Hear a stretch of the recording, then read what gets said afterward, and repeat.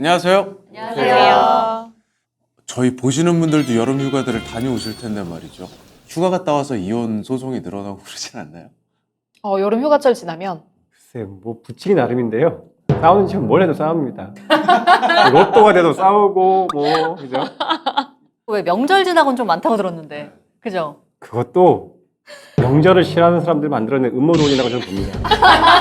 녹화 들어가기 전에 엄 변호사님이랑 여름 휴가 얘기를 잠깐 했는데 네. 그 코로나 확진자가 늘어나면 못 갈 수도 있고 하면서 눈을 반짝이시더라고요. 그래서 과학적 방역 덕분인 거죠? 과학이 아니라 가학이다. 그래서 네. 아크릴판을 다시 해야 되나? 뭐 아무 지침이 없어요. 그러니까요. 노래를 각자 하는 도생. 네. 언니는 코로나 2번 걸렸었잖아. 네네. 그래서 내친 김에 결혼도 2번. 좋은 분만 있다면 언제든지 2번 할 의향이 있습니다. 알겠습니다. 이혼 준비와 함께 시작하겠습니다. 이번엔 좀 더 완벽하게. 저희 이 방송 나갈 때쯤에는 휴가들 다녀오셨고 그랬을 텐데 건강하게 잘 다녀오셨기를 바라면서 오늘도 사연 다뤄보겠습니다. 첫 번째 사연은 박재현 아나운서님께 소개 부탁드리겠습니다. 너무 답답한 일이 생겨 지혜갑에 상담 메일 보냅니다. 겉보기에는 평범해 보이는 우리 부부에게 사실 주변에 알리기 꺼려지는 비밀이 있습니다. 현재 제 남편은 10년 전엔 제 친구의 남편이었습니다. 남자친구가 아니고요? 남자친구가 친구 아니라. 남편이었는데 지금 남편. 시작부터 굉장히 충격적이네요. 제 친구 A와 저는 대학 때 학원에서 만나서 친해진 사이였습니다. A는 지인 소개로 남편을 만나 1년 연애 후에 결혼했고 3년 정도 결혼 생활을 했습니다. 남편과의 사이에 아들도 하나 생겼고요. 시부모님이 귀한 손자라며 금이야 오기야 돌봐주시는 덕에 A는 출산 후 1년 만에 복직해 자기 커리어도 잘 쌓아 나갔습니다. 당시 보잘것없는 직장에 결혼도 못하고 있었던 제게는 여러모로 부러운 친구였습니다. 그러다가 A가 직장 후배와 바람이 났어요. 그걸 남편에게 들켰고요. 어느 날 갑자기 남편이 저에게 전화해서 만나자고 하더군요. 전 친구 남편, 현 내 남편. 어쨌건 남편이네요. 그쵸? 혹시 상대 남자에 대해 아는 것 있냐고요. 당시에 저는 A가 바람을 피고 있는 줄도 몰랐어요. 제가 친구들과 A 신혼집 집들이에도 갔었고요. 1년에 서너 번 정도 그 부부와 어울려서 맥주도 마시고 한 사이라서 어색한 사이는 아니었지만 그렇다고 남편과 딱히 가까운 사이라고 느낀 적도 없는데 A의 외도 때문에 사람이 만신창이가 되어 제게 도움을 요청하니 참 많이 딱하더라고요.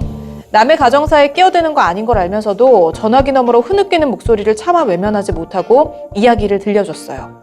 그동안 쥐어 잡혀 살았던 얘기, A의 낭비벽, 육아를 등한시하는 태도 등의 이야기를 듣는데 제 친구지만 저렇게 순하고 착한 남편을 두고 외도를 한 A가 너무 못마땅했죠. 제가 할 수 있는 일도 딱히 없으니 그냥 안 됐다 하고 있는데 A에게도 연락이 와서 만나게 됐습니다. 남편과 제가 통화한 건 몰랐는지 묘하게 자신의 외도를 남편 탓으로 돌리는 게 보기 안 좋아서 싫은 소리를 좀 했더니 너는 누구 편이야? 그렇게 불쌍하면 네가 데리고 살든가 이렇게 소리를 지르길래 그나마 있던 정남이까지 싹 떨어졌습니다. 당장은 미안하다고 했지만 겨우 이 정도밖에 안 되는 애였구나 라는 생각에 연락도 끊었고요. 남편과 A는 큰 분란 없이 이혼했습니다. 아이는 A가 키우기로 했고 외도에 대한 위자료나 양육비, 재산분할 같은 부분에서는 남편이 많이 양보한 것으로 알고 있습니다. 남편이 워낙 순둥이라서 A가 원하는 대로 거의 다 들어주고 이혼 도장을 찍은 거죠. 잘못은 A가 했는데 왜 그렇게 양보했는지 자세히는 모르지만 아마 남편의 성격상 아이를 생각해서 그랬던 것 같아요. 그런데 무슨 운명의 장난인지 그 후 남편과 저에게 사랑의 감정이 싹 텄어요. A와의 관계 때문에 서로 너무나 조심스러웠고 이게 단순한 감정인지 진정한 사랑인지 서로 확인하고 또 확인했지만 결국 남편이 보여준 진정성에 결혼까지 하게 됐습니다. 오래지 않아 소중한 선물도 찾아왔습니다. 그렇게 저희는 지금 4살 딸아이와 단란하게 지내고 있었습니다. 그런데 최근에 문제가 생겼습니다. 이혼 후 해외에 있는 친척집으로 아이와 함께 떠났던 A가 이런저런 말도 없이 아이를 데리고 찾아온 겁니다. 이런저런 상황으로 잠시 아이를 돌볼 수가 없으니 몇 달 정도 맡아달라고요. 여기에? 안 그래도 해외에 있어서 거의 아들의 얼굴을 보지 못했던 남편은 입이 찢어져라 좋아하고 시부모님은 눈물까지 흘릴 정도였습니다. 솔직히 내키지는 않지만 저도 아이를 잘 보살폈습니다. 아이도 처음에는 어색해하다가 곧 저를 잘 따르게 됐고요. 그러던 중 다시 찾아온 A에게 남편과 가족들이 제안을 했나 봐요. 아이와 함께 한국에 들어오든지 아니면 1년에 몇 달씩 아이를 맡겨주면 안 되겠냐고요. A는 몇 달씩 아이를 맡기면 아이한테 좋지 않을 것 같다며 본인도 아예 한국으로 들어오고 싶지만 한국에 오려면 집도 없고 직장도 그만둬야 하니 돈이 많이 필요하다고 울면서 생쇼를 한 모양입니다. 돈을 달라는 거죠. 그런데 바보 같은 남편과 시부모님은 어떻게 하면 좋을지 진지하게 고민하네요. 더 화가 나는 건 이런 중대한 일에 제 의견은 묻지도 않는다는 겁니다. 이 집안 사람들 성격상 저를 의식하지 못한 게 아니라 눈치가 보여서 이도저도 못하는 것일 텐데 그렇다고 잘못이 아닌 건 아니잖아요? 보나마나 저한테 이해해달라고 읍소를 할 게 뻔한데 이러다가 저와 제 딸이 이 집안에서 소외되는 건 아닌지 걱정입니다. 그렇다고 피부치를 냉정하게 쳐내릴 수도 없고요. 제가 이런 상황에서 우리 호구 같은 가족들을 지킬 방법이 없을까요? 사연자분이 호구 같은데요? 와, 이럴 수 있구나. 내 전 남편이랑 결혼한 내 친구한테 애를 맡겼다? 와, 이것도 놀라운데 또 애를 맡아줬다? 네. 진짜 어디서부터 짚어야 될지 잘 모르겠어요, 지금. A가 진정한 위너군요. 그러니까 A는 A처럼 살아야 되는 것 같아요. 결혼도 했고 네. 이혼도 했고 그리고 돈도 잘못도 많이 받고 했지만 돈도 많이 받고. 그리고 돈을 또 받을 수도 있고. 네. 또 받았어요. 애도 봐준다 그러고 생각해보니까 했던 사건 중에는 아이를 셋을 둔 남자를 이제 미혼인 싱글인 여성분이 만났는데 아내가 바람이 나가지고 이혼한 사건이었기 때문에 근데 어쨌든 그 이혼 사건에서 위자료라든지 하여튼간 뭐 재산분할 이런 걸 후하게 해줬어요. 그러니까 그 대신 양육비는 조금 타이트하게. 그래서 이제 이혼 당시는 흔쾌히 끝났는데 나중에 몇 년 뒤에 곧바로 이제 그 양육비 증액 소송으로 들어온 거예요. 이 양육비를 올려달라. 근데 이제 매달 나가는 돈이 얼마나 커지는지가 이제 아이가 3명이니까. 이게 너무 중요한 거잖아요. 네. 그래서 오히려 여성분이 상담 신청을 해가지고 여성분이 더 적극적으로 어떻게 방어를 할 수 있을지에 대해서 굉장히 전략적으로 연구를 많이 하시고 그 지난 이혼 사건에 대한 소송 기록도 여성분이 다 갖고 오시고 그랬던 일이 있었는데 이제 그 정도로 새 여자는 전혼 관계에서의 아이와의 문제에 대해서 굉장히 신경이 많이 쓰이는 일이거든요. 그러면 이 사연자분도 약간 이런 식으로 약간 준비를 좀 하는 게 좋을까요? 그 전혼 관계의 여성분이 그 소송으로 양육비를 증액이라든지 뭘 어떻게 더 달라고 소송으로 대위할 건 없지만 다만 이게 이 사연자분이 아예 만약에 내가 전혼 관계에서의 그 여자라는 관계를 끊어버리고 싶다. 근데 끊을 수는 없잖아요. 아이 엄마기 때문에. 끊을 순 없죠. 그래서 이 아이를 내가 아예 그냥 우리 집으로 데려와서 키우겠다. 양육제 변경 신청을 할 수 있겠죠. 근데 전혼 그걸 관계? 원할까요, 사연자분이? 원하지 않을 것 같아서. 그러니까. 그래서 제가 물어보는 거예요. 사연자분이 원하는 게 뭐냐? 아이는 주되 돈은 안 주고 내 쫓아라? 쉽지 않지 않나? 그 가족들이 절대로 그렇게 하진 않을 것 같고 그 사연자분이 우겨가지고 그렇게 한다고 해도 뒤로 몰래 이렇게 챙겨준다거나 그쵸. 뭐 이런 거는 양성화해야 돼. 피할 수 없을 것 같아서 오히려 저는 그냥 전 와이프에게 그렇게 지원을 해주느냐 그냥 아이를 우리 집에 데려와서 우리가 같이 키우자라고 얘기를 한번 해보면 어떨까요? 실제로 그렇게 되진 않을 것 같긴 하지만 근데 저는 만약에 근데 감수할 수 있다면 아이를 데려와서 키우는 것도 나쁘지 않다고 봅니다. 저도 좀 그게 제일 낫지 않을까 정말요? 이런 생각. 그 아들을 그냥 데리고 오면은 차라리 이제 그 꼴 보기 싫은 그 전 친구, 전 남편의 와이프하고는 더 이상 엮이지 않아도 되는 거죠. 아니죠. 면접 교섭권을 빌미로 계속 오겠죠. 올 것 같아. 한 달에 한 번씩 올 수 있습니다. 근데 돈은 안 뺏기잖아 대신. 그렇죠. 네. 돈을 받아낼 수도 있죠. 양육비를 근데- 오히려 반대로 받을 수 있으니까. 저는 사연자분은 아니지만 약간 감정이입을 해보건데 아이를 키우고 싶어하지는 절대 않을 것 같아요. 내 아이도 왠지. 있는데. 이게 또 차라리 모르는 여자면 모르겠는데 내 친구란 말이에요. 이게 되게 심리적으로 뭔가 힘들 것 같고요. 그래서 그건 아닐 것 같고 그냥 이제 지금 이 A라는 여자와 친구와 아이가 사실 외국에 산단 말이에요. 그러니까 자주 만날 수도 없고. 네. 근데 이제 아이를 한번 맡긴 이후로 남편이랑 시댁에서 한국 들어와라. 그리고 약간 집까지 이런 거 지원을 해주려고 하는 상황이니까 저는 사연자 입장에서는 그냥 원래대로 한국에 들어오지 않고 계속 외국에 사는 대로 이거를 제일 원할 것 같은데 이제 남편이랑 시부모님을 어떻게 설득할 것인가? 설득이 될까요? 어렵겠죠. 힘들 것 같은데. 처음에 아이가 왔을 때 못 맡았어야 되는 게 아닌가. 그거 맞는 거 잠깐 맡아달라고 할 때 음. 꼭 가라고. 같아요. 진짜 말도 안 되는 거예요. 그쵸. 근데 그게 참 어려운 게 그게 저는 그렇게 할 수 있어요. 안 된다. 안 된다라고 할 수 있는데 많은 사람들이 내가 지금 여기서 너무 강하고 독한 모습을 보면 내 남편한테 정이 떨어질 거야. 이렇게 생각하는, 그리고 우리 시어머니도 되게 그런 나의 독한 모습을 보면 내 마음이 속마음이 그렇다 하더라도 나에게 정이 떨어질 거야 라고 생각해서 그렇게 선뜻. 근데 안 되는 건 안 되는 거라고 얘기해야 되는데. 그래서 저는요 그런 거 있잖아요. 그래서 저는 말합니다. 나와 그렇죠. 네. 변호사님이나 저 같은 경우는 얘기를 하겠죠. 여기서 지금 4명 중에서 저도 할 수 있거든요. 3명 돼요. 박지희 씨 되나요? 못할 것 같아. 솔직히 말하면 근데 정우야 제가 참을 것 같아요. 못할 것 같아. 싫은 싫어도. 모습을 보이면 괜히 너무 이게 상황이 너무 악으로 치닫을 것 같고. 맞아. 그냥 나만 참으면 모두가 평온한데, 모두가 행복한데, 굳이 내 감정을 드러내지 말고 나만 혼자 그냥 좀 손해를 보자, 이렇게 생각할 것 같은데, 근데 이거는 이제 계속 문제가 단기적인 문제가 아니라 이제 계속 연속성을 띠게 되면서 문제가 이제 커지는 거잖아요. 네. 내가 이해를 지금 몇 달이든 맡아주는 것이 괜찮은 상황이냐. 근데 이게 생각해보면 괜찮지 않은 상황이잖아요. 그런 식으로 딱 이야기를 했었어야 되지 않나. 전 며느리의 성격이나 태도를 모르지도 않을 텐데 인수했다는 거는 자초인환이라고 봅니다. 그리고 순하고 착한 남편과 결혼한 이 사연자분의 업보가 아닐까 싶습니다. 네 옆으로 네가 짊어져라. 그럼 이거 어떻게 해야 된다고 보세요? 솔직하게 얘기해야지. 내가 키울 수 있으면 키우고 못 키우면 그렇게 딱 끊고 그죠? 너 얘랑 계속 얼쩡얼쩡하면 면접교섭 이상의 뭔가 액션을 취하면 나는 뭐 이혼이 유지할 수 없다. 이 A의 아이를 맡은 데서부터 뭔가 돌이킬 수 없는 선택을 하신 것 같아요. 그죠? 이미 그 순간부터 다시 거꾸로 돌이킬 수 있는 지점으로 갈 기회를 놓쳤다. 이 생각이 전 들거든요. 지금이라도 유턴할 수 있다고 봅니다. 지금도? 예. 어떻게 유턴하죠? 이혼? 아니, 그러니까 이혼을 감수하고 이 사연 주신 분이 애를 키울지 말지 정한 다음에 그리고 아예 내가 키울 거면 입양까지 해버리는 게 너 내가 입양해서 내가 키우게 하지 않은 이상은 계속 얼쩡거리지 말아라 그죠? 그러니까 입양을 하지 않으면 엄마도 아니고 그냥 아무것도 아니에요 그냥. 맞아요. 그럼 내가 키울 자신이 없으면 확실히 사인해야죠. 내가 너랑 결혼할 때는 얘를 면접 교섭하는 그런 사람을 알고 결혼한 것이지 누가 본천인지도 애매해지고 이런 상황에서 난 못 산다. 이 남자한테는 그런 모습을 보여주면 이 남자가 실망할까봐. 남자분은 한 번 이혼했었잖아요. 아이와 한 번 헤어진 경험도 있잖아요. 어떤 이유로든지 간에. 근데 지금 이런 사건으로 인해서 내가 이 남자와 평생을 함께 할 수는 없는 여자로 혹시 낙인되어지는 게 아닐까. 내가 이혼이라는 말을 먼저 꺼내면 여기서 할 수도 있지 않을까. 걱정을 할 것 같아요. 걱정을. 그러니까 최악의 경우 이혼까지 가고 하는 거지 이혼하는 건 아니고 맞아요. 일종의 방해 배제 청구를 행사하는 거죠.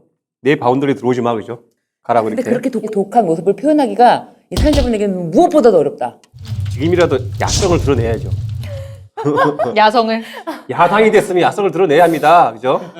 이 사연 주신 분이든 깜빡이면 제대로 켜면 저는 아무 문제 없다고 생각합니다. 근데 저는 아까 이제 신유진 변호사님 잠깐 얘기를 하셨는데 해외에 있는 친척집에서 갑자기 돌아온 이유에 뭔가가 그 이유가 있을 것이다. 전 남편과 전 남편 와이프가 살고 있는 집에 내 아이를 몇 달간 맡긴다? 전 절대 그렇게 안 할 것 그쵸. 같거든요. 상상력이 아니야. 그것도 너무 이상하죠. 네, 근데 갑자기 찾아와서 아이를 몇 달을 맡겼다가 다시 데려간 것 자체가 좀 전략적이었다라는 생각이 들어요. 뭔가 본인이 금전적이든 뭐든 상황이 어려워지니까 아이를 이용해서 뭐 시부모님도 마음 약하고 남편도 마음 약하다는 거 그리고 이 아들을 엄청 보고 싶어 할 거라고 또 알았기 때문에 내가 이렇게 맡기면 뭔가 이제 나에게 어떤 제한이 오지 않을까 이런 걸 생각했을 것 같고 보면은 1년에 몇 달씩 아이를 맡겨주면 안 되겠냐고 결국 남편과 시부모님이 제안을 하니까 나도 한국으로 오고 싶지만 한국에 오려면 집도 필요하고 회사도 없어지고 그래서 돈이 더 많이 필요하고 이런저런 얘기들 한 거잖아요. 그러면서 이런저런 네. 얘기만 한 게 아니에요. 울면서 생쇼를 했대요.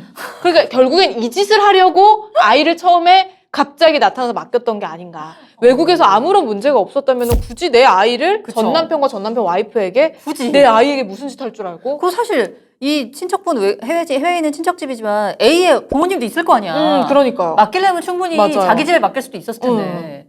그러니까 뭔가 돈을 좀 노렸을 가능성도 있다. 이런 생각을 좀 하시고 대책을 세워보시면 좋을 것 같아요. 근데 이것도 네. 저는 충분히 합리적인 의심이라고 생각이 들어요.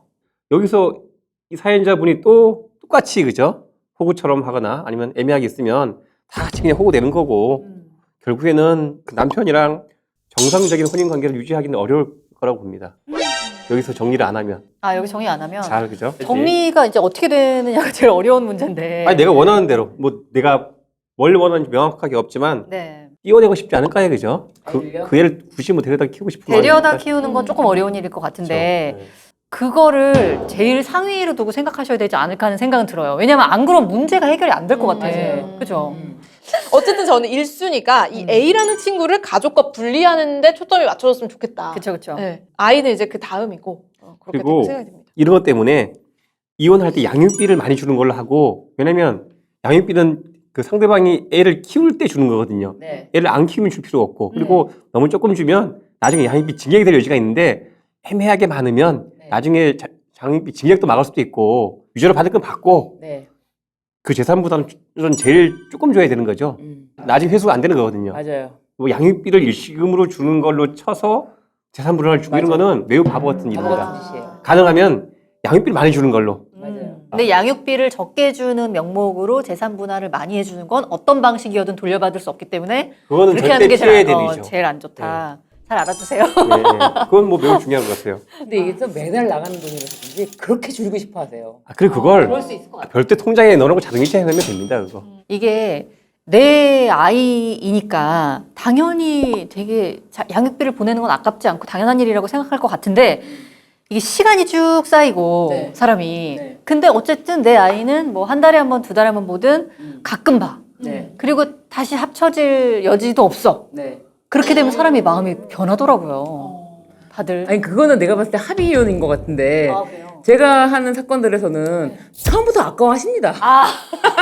양육비요? 처음부터. 그럼요. 아. 양육비는 전 배우자한테 주는 겁니다. 아이한테 주는 게 아니에요. 아니 물론 네. 나는 정말 저는 뭔가 자기 자식이니까 그래도 No. 더 주고 싶지 나도 않을까? 그렇지 않을까? 라고 생각했는데 아니, 물론 그런 사람도 있는데 결국에는 아이한테 주는 것은 엄밀히 말하면 아니긴 하죠. 이렇게 생각하시면 돼요. 우리가 세금을 내잖아요. 그러면 우리가 세금의 결과적으로 만약에 국민들한테 쓰인다고 쳐도 어느 정보에다 내느냐. 기분이 더러운 기분이 든다면 비슷하다. 아, 쉽지 않아. 그러니까 쏙쏙 이해가 돼. 너무 이해된다. 이 A 근데 A라는 분은 이미 위자료, 양육비, 재산 분할 다 받아간 상황에서 이걸 뭐 추가로 막 더 요구를 할 법적인 근거는 없는 거죠. 법적인 거 없는데 와서 그러니까 이거 너무 답답하지 않아요? 와서 이렇게 울면서 생쇼를 하니까 남편이랑 시부모님이 이거를 이제 어떻게 해줄까? 야 이걸 얼마를 해줄까? 집을 장만해 얼마나 잘 알겠어요. A가 얼마나 잘 알겠어요. 너무 잘 알지. 후부 전 남편 그 부모 그 시대 어떻게 내가 관리하고 이용해 볼 수 있는지 잘 아니까. 3년을 살았는데 그렇죠. 아이를 어차피 내가 데려오는 것도 쉬운 일은 아니니까 원래 하던 대로 그러니까 A가 한국에 들어온다거나 그래서 A한테 한국에 들어와서 뭐 집을 장만해 준다거나 거기 뭐 돈을 보태 준다거나 난 이런 거 싫다. 우리 결혼할 때 그런 얘기 없었고 뭐 일단 확실하게 좀 어필을 하셔야 되고 첫 번째는 근데 그렇죠. 이제 여기 이게 잘 타협이 안 될 거란 생각이 들거든요. 그래서 아이를 이제 내가 키우는 쪽으로 우리 집으로 데려오는 쪽으로 하는 거를 좀 우선시해서 생각해 보시는 게 어떨까? 일단은 우리 사연자분의 그 상황을 고려해 보건데 우리 사연자분님 저 아이를 키우는 것까지는 하지 못할 것 같은데 이 사연자분은 그리고 또 남편한테 악역을 들을 수가 없는 성향도 있을 것 같아서 사연자분이 처음에 이 남편한테 말할 때 내가 당신의 선택에 어떤 식으로 하든지 어느 정도 수긍할 수 있다면 선택하는 과정에 참여하고 싶다. 참여하고 싶다가 아니라 당연히 나를 불러라. 그러니까 내가 무슨 국가 권익위원장인 줄 알아? 우리 근데 왜 자꾸 날 업무 배제하는 거야? 나는 이 사람은 행정학부의 장이고 더군다나 뭐 그죠? 아니 우리 사연자분님은 그렇게 말할 수 없는 그런 것 일단 같아. 미묘한 그게 있다니까요. 아니 그리고 지금 이 가족들이 사연자분의 눈치를 본다는 착한 거를 사람들이에요. 사연자분도 그분들도. 알아요. 네, 그러니까 그래서 오히려 이 사연자분이 더 착한 척을 했으면 좋겠네. 그러니까 그래서 들어가서 쓱 들어가서 뭐 예를 들면은 이제 뭐 얘기하다 보면 돈 얘기가 나올 거 아니에요. 그렇다고 애를 데리고 올 순 없지 않냐? 그건 그래요. 그럼 이렇게 하자. 더 착한 척 해야 되니까 친구 A는 지금 와서 울면서 생쇼했잖아요. 그럼 나도 울자. 아유. 난 더 슬프게. 눈물 대전. 눈물로. 나 제가 너무 봤을 마음이 때는 아프다. 네. 그거는 너무 비경제적이야. 대통령을 처음 뽑았다가 탄핵을 하고 다시 선거하면 낭비가 큰 것처럼 이렇게 뭐 울고 뭐 이렇게 하다가 하지 말고 내 의사 표시를 그냥 화끈하게 말하는 거야. 화끈하기가 어려울 것 같으니까. 아니, 이 부모님이랑 남편이 분명히 이 사연자분 눈치를 봐서 분명히 이 얘기가 슬쩍 나온단 말이에요. 아기를 우리가 완전히 키울 수는 없을 거 아니야. 난 그 결정에 타협하게 되면은 우리가 키울 수는 없을 거 아니야라는 식으로 이제 운을 띄운단 말이에요. 그건 그렇죠라고 이렇게 제 그러니까 말씀- 저는 거기에서 이제 눈물을 너무 마음이 아프다고 거기서 눈물을 가미하는 거야. 막 네. 또. 왜냐면 A도 울면서 생쇼했잖아요. 이거 더 슬프게 울어야 돼. 그래서 아이를 데려오는 거는 이제 이 사회자분이 원치 않을 것 같아. 실제 그쵸. 속마음속으로는 그러니까. 속마음속 부글부글 할 것 같아. 쉽지 않을 것 같아요. 당당하게 국무회의에 참여하겠다. 의사를 밝혀야 되는 거죠. 그러니까요. 네, 음. 국회에 네. 참석하도록. 우리가 막 이런저런 얘기를 나누다 보니까 드는 생각인데 이 사연자분이 지금 우리 사연에도 뭘 어떻게 정확히 하고 싶은지를 쓰진 않으셨잖아요. 근데 한번 정리해 보시는 거 어떨까요? 쓰면서. 그러면은 되게 명료하게 정리되잖아요. 원래 이렇게 비교하면서 잘 네. 쓴다고 했잖아요. 지희 씨도 예전에 네. 아, 그 맞아요. 장단점을 네, 장점. 장점, 단점 이렇게 쭉. 네. 그런 것처럼 그러면은, 네.